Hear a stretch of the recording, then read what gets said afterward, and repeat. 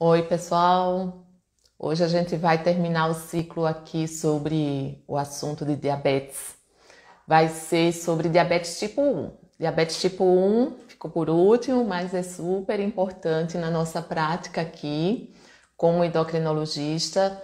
O diabetes tipo 1 é o segundo tipo mais frequente de diabetes. A gente tem o diabetes tipo 2 como o mais frequente de todos. A gente já falou dele, depois a gente falou dos outros tipos de diabetes e hoje a gente vai falar do diabetes tipo 1. Diabetes tipo 1 ele corresponde mais ou menos a 10% de todos os casos de diabetes e muitas vezes ele é lembrado, né, como ou é o tipo 1 ou é o tipo 2, tem os outros tipos de diabetes. O diagnóstico do diabetes tipo 1 não é muito difícil, às vezes tem algumas armadilhas, mas como é que é a história geralmente? O diabetes tipo 1 ele atinge principalmente crianças e adolescentes, mas ele pode atingir qualquer idade, na verdade. Então, é um assunto que vai envolver endocrinopediatria, endocrinologista de adulto, mas os médicos, os geriatras ou os médicos que lidam com pessoas com mais idade não podem esquecer esse diagnóstico. Como é feito o diagnóstico de diabetes? Diabetes é um aumento da glicose no sangue. O diabetes tipo 1, diferente do diabetes tipo 2, ele geralmente não pode ser rastreado. O que quer dizer? No diabetes tipo 2, a gente vai acompanhando o paciente ao longo da vida. A partir dos 45 anos, a gente tem nos diagnósticos de check-up. Check-up é aquele exame que você faz para detectar com antecedência uma doença silenciosa. No caso de diabetes tipo 2, hipertensão, alteração do colesterol, o Papa Nicolau, enfim, outros tipos de exames para detectar essas doenças silenciosas. O diabetes tipo 1, ele não é silencioso, ele já vem com muitos sintomas. Quais são os sintomas? Os sintomas típicos de descompensação do diabetes: beber muita água, urinar muito, ter muita fome, emagrecer. E geralmente a criança ou adolescente ele é levado ou ele procura um serviço médico com essa história. Às vezes pode até ter quadro de vômito, de virose, que desencadeia o diabetes, a descompensação do diabetes, né? Abre o quadro de diabetes, vai medir a glicose está alta. No dedinho pode aparecer assim, está tão alta que não é detectável na glicemia capilar. Vai medir a glicose no sangue, ela vai estar alta, às vezes já abre com um quadro que a gente chama de cetoacidose diabética. Cetoacidose a gente vai falar, oi pessoal, sejam bem-vindos. A gente vai falar da cetoacidose mais no finalzinho. Oi, Fernanda.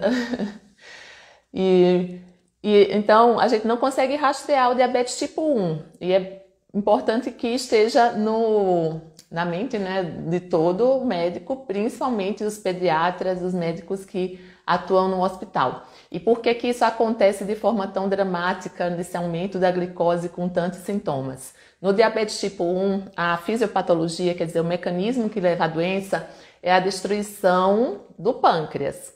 Em geral, é uma destruição autoimune. O que quer dizer, né? O pâncreas ele produz anticorpo contra o organismo produz anticorpo contra o pâncreas e leva a uma destruição, e esse paciente vai ter diminuição da produção, da secreção de insulina. No início, essa deficiência de insulina pode não ser 100%, né, o que a gente chama de período de lua de mel, que a gente consegue controlar com dose baixa de insulina. E existem também os casos de tipo 1 que são idiopáticos, a gente não vê os autoanticorpos. Então, o diagnóstico vai ser pelo aumento da glicemia, com descompensação, em geral, glicemia de jejum acima de 200, em geral nem precisa fazer aqueles testes de curva glicêmica. A gente geralmente assim não dosa insulina nesse momento, né? A gente vai pelos anticorpos, autoanticorpos. Existem vários autoanticorpos. O principal é o anti-GAD, o anticorpo contra da descarboxilase do ácido glutâmico. Tem o anti-A2 tirosina fosfatase, tem o anti-ilhota, que não é tão específico. E tem também os mais novos, que aí quando não aparece o anti-GAD é o principal. A gente pode lançar a mão aí do transportador de zinco, que é super novo. Às vezes o diabetes tipo 1, ele é uma destruição, né, que ele pode não ter anticorpo positivo, mesmo assim a gente classifica como tipo 1, porque ele vai ter deficiência da secreção. Às vezes pode até ter uma história assim, o paciente era mais criança, adolescente, mais gordinho, pode parecer um tipo 2. Tem até uma teoria que, né, eu já falei aqui, os pacientes com diabetes tipo 2 com resistência insulínica, as crianças, né, mais gordinhas, elas têm uma predisposição, é como se fosse um diabetes duplo. Começa como um tipo 2, mas depois desencadeia um diabetes tipo 1.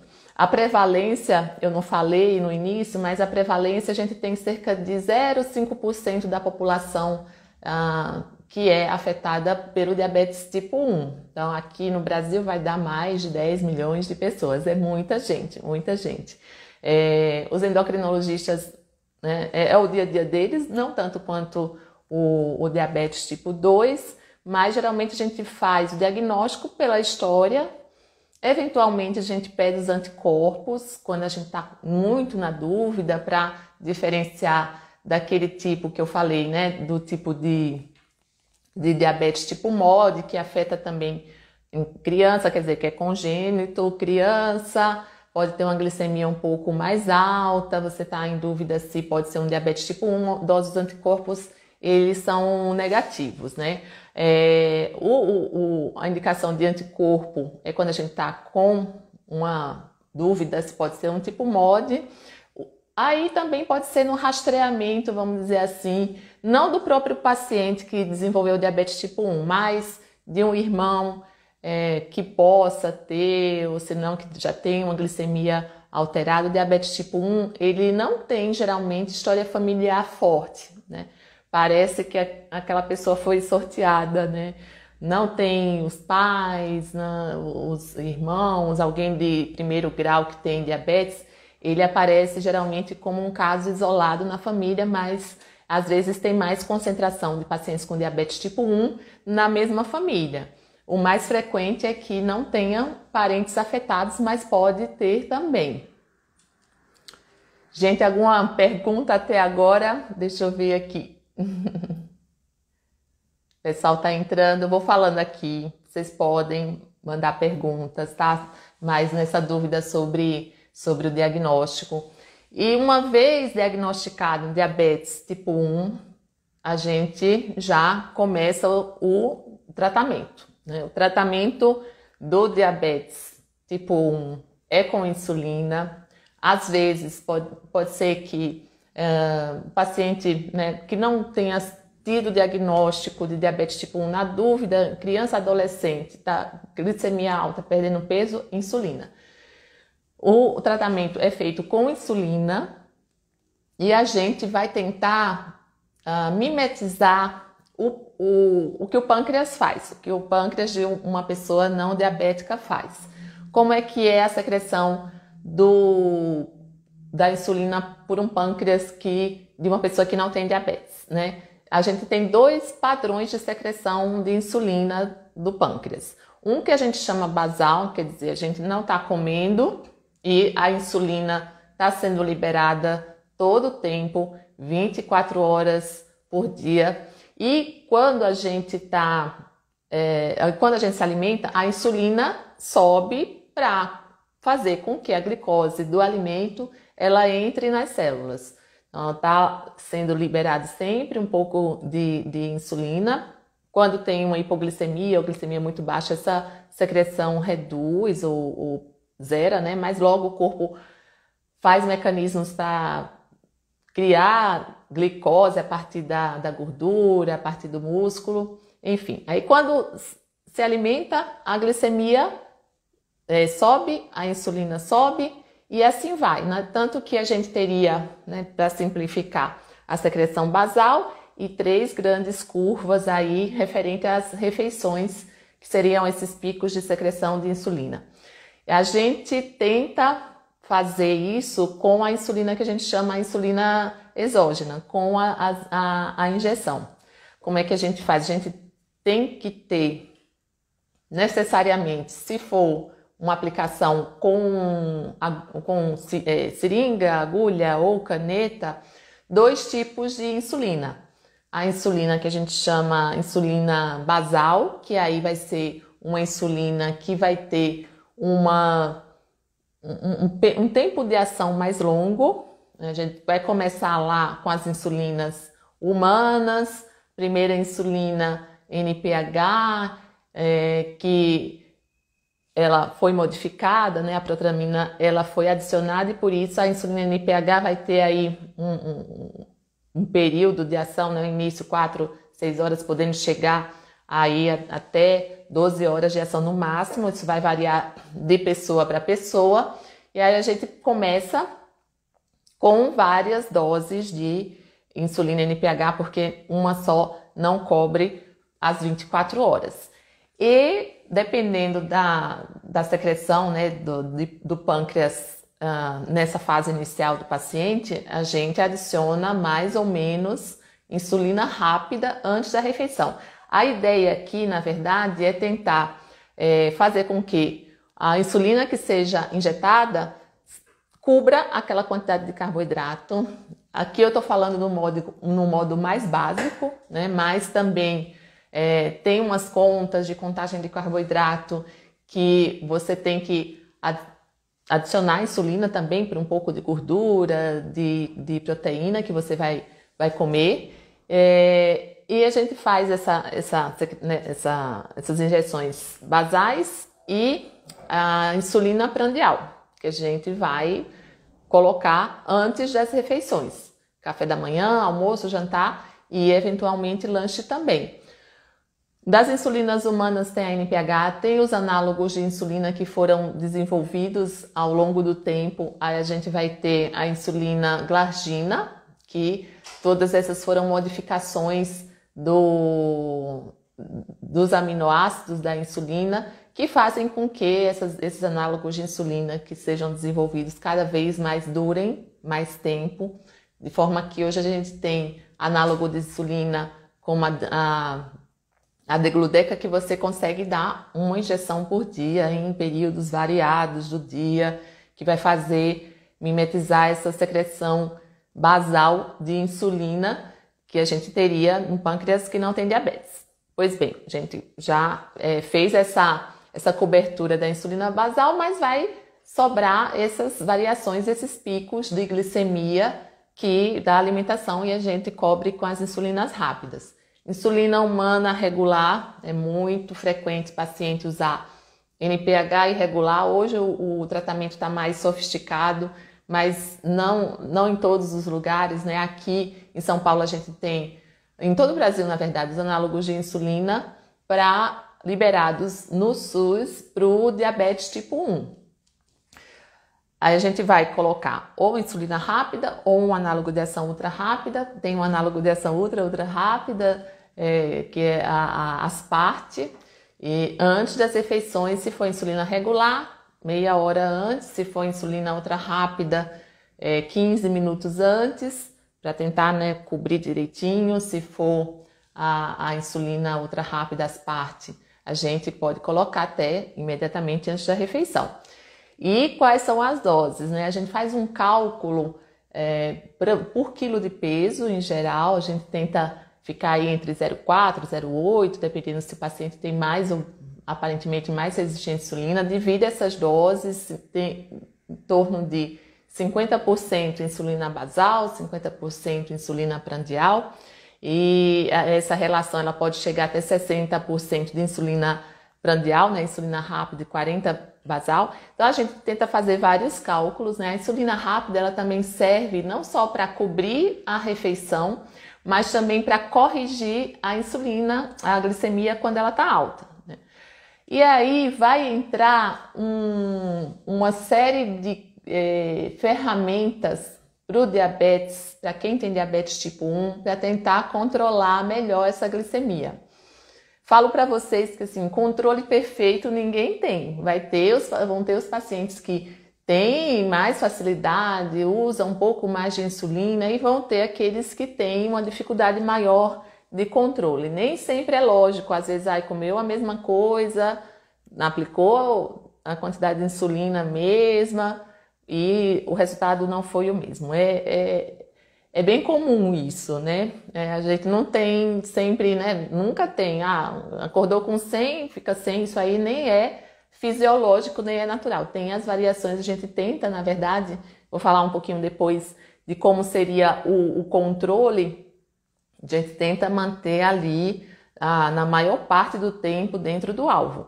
Paciente bem controlado vai ter hipoglicemia. Quanto mais bem controlado, vai ter mais hipoglicemia. O importante é que ele não tenha hipoglicemia demais e que permaneça com os sintomas da hipoglicemia, os sinais de alarme.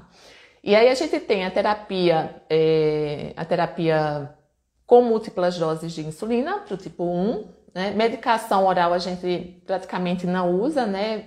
A metformina é bem controversa, mas pode ser utilizada pode ter mais resistência à insulina. Os análogos de GLP-1, as canetinhas que servem para o diabetes tipo 2, elas não estão indicadas para paciente tipo 1. O que mais? Análogo de SGLT2, né? Aqueles que eliminam glicose na urina. Teria até um potencial benefício, mas a gente tem que ter muito cuidado que ele pode ter uma complicação chamada cetoacidose diabética ou glicêmica, quer dizer, a glicemia está normal, mas o paciente está entrando em cetoacidose. Na prática, se utiliza?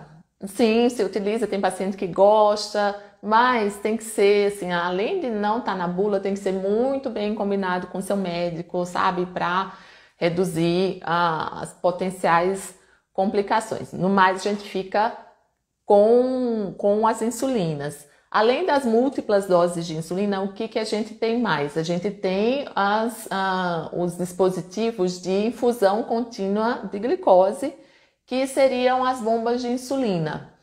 As bombas de insulina, elas têm o princípio de ir liberando a insulina aos pouquinhos em microdoses, né? E aí ele simula essa parte basal. Imagina várias doses continuamente às 24 horas.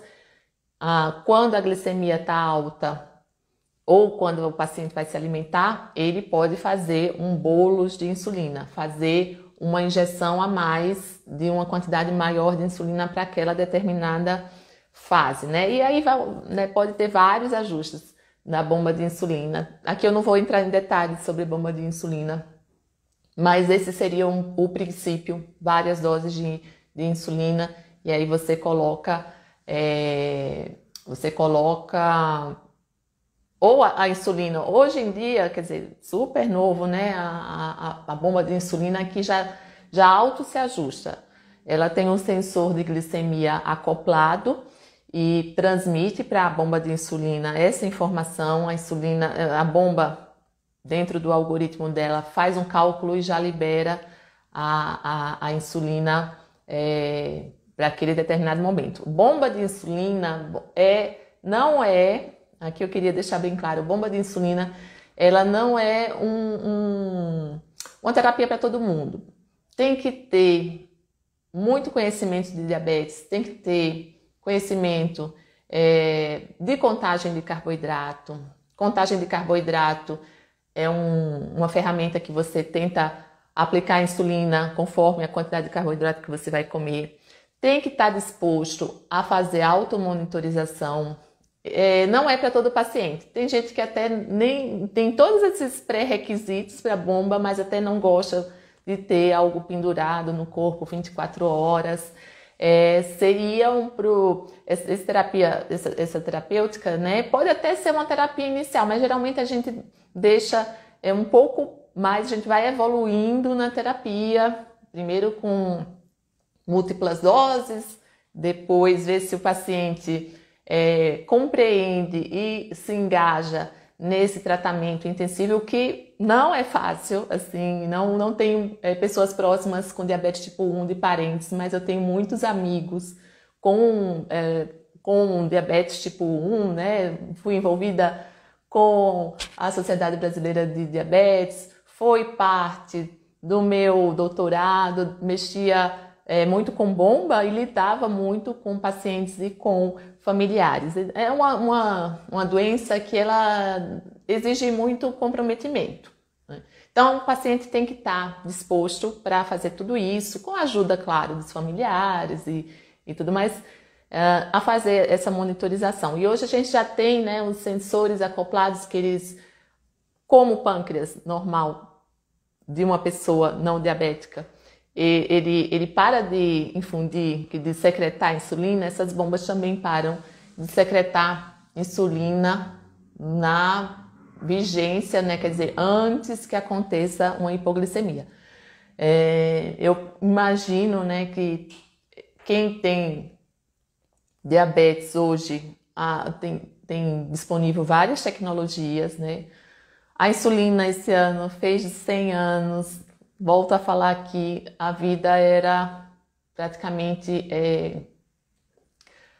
não era compatível com a vida. O diabetes tipo 2 não era compatível com a vida normal, mesmo com a sobrevivência 100 anos atrás. E a gente vem evoluindo muito, muito mesmo no tratamento do diabetes tipo 1. Isso não quer dizer que o controle melhorou tanto, porque tem a parte que a gente consegue fazer, tem a parte que as insulinas conseguem fazer, os equipamentos, e tem a parte do paciente, mesmo que ele, né, faça tudo bonitinho, às vezes tem muitas coisas que fogem do controle do diabetes tipo 1.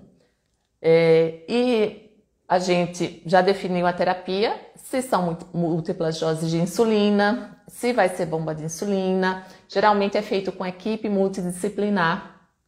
Vai ter um endocrinologista, um endocrinopediatra, um nutricionista, às vezes um nutricionista que tem mais vivência em contagem de carboidratos. É interessante ter na equipe, educadora de diabetes.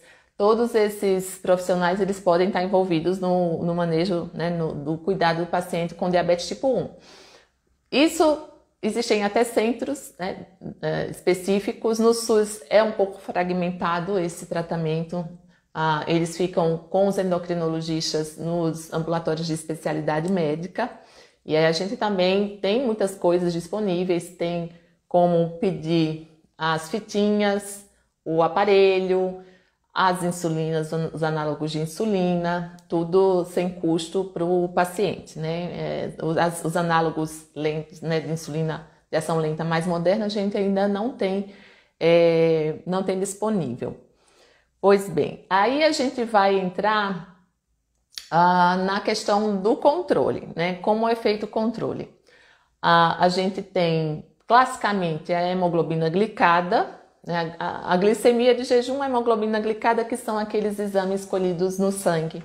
A hemoglobina glicada é o quanto da hemoglobina, que é uma proteína que está na hemácia, que carrega ferro, ela está impregnada de glicose. E a gente tem essa representação de 3 meses de se o diabetes está bem controlado ou não controlado pela hemoglobina glicada. É como se fosse um marcador, e se a hemoglobina está glicada, os outros vários tecidos no organismo estão glicados, quer dizer, estão com glicose grudada, e aquela glicose ela está sendo danosa para os tecidos. A hemoglobina glicada, ela faz parte do diagnóstico, né, mas classicamente faz parte do controle do diabetes. Um diabetes bem controlado, a gente falava, né, fala ainda, de uma hemoglobina glicada por volta de 7. Isso, assim, é uma média da glicemia nos últimos 3 meses de diabetes. A gente tenta manter em torno de 7 ou menos, mas assim, não adianta ter uma hemoglobina muito baixa se é muito variável, tem muita hipoglicemia. Mas classicamente a hemoglobina glicada de 7 é um marco, um alvo que a partir daí o paciente começa a ter mais risco de complicação crônica, que a gente tenta evitar de todo jeito, né? As complicações crônicas, aquela glicose, ela gruda nos tecidos e aí classicamente a gente vai ter as complicações, vou falar mais aqui, só vou dar uma pincelada. Retinopatia diabética, que pode levar a cegueira, nefropatia, que pode levar a insuficiência renal e também a neuropatia periférica, e os pacientes morrem também, né? Não só das complicações microvasculares, mas de doença coronariana. A Nivane me pergunta, hemoglobina glicada para o diagnóstico, quais os valores? A hemoglobina glicada a partir de 6,5 já é diagnóstico de diabetes. Geralmente é diabetes tipo 2, né? Que quando a gente está indo pré-diabetes, para o diabetes tipo 2. No diabetes tipo 1, geralmente já tem uma glicada bem alta o diagnóstico, porque o paciente já vem descompensado há mais tempo. É uma hemoglobina glicada aí por volta de 10, às vezes 11, né? Pacientes altamente descompensados vão ter hemoglobina glicada de 17, por exemplo, né? São, assim, números que a gente se assusta, né? Bastante. Então, a hemoglobina glicada serve para o diagnóstico, mas no caso do diabetes tipo 1, que a gente não tem muita dúvida do diagnóstico, né? A gente vai tê-lo como meta de bom controle. E aí é fundamental que todo paciente saiba a importância da hemoglobina glicada para esse controle de diabetes.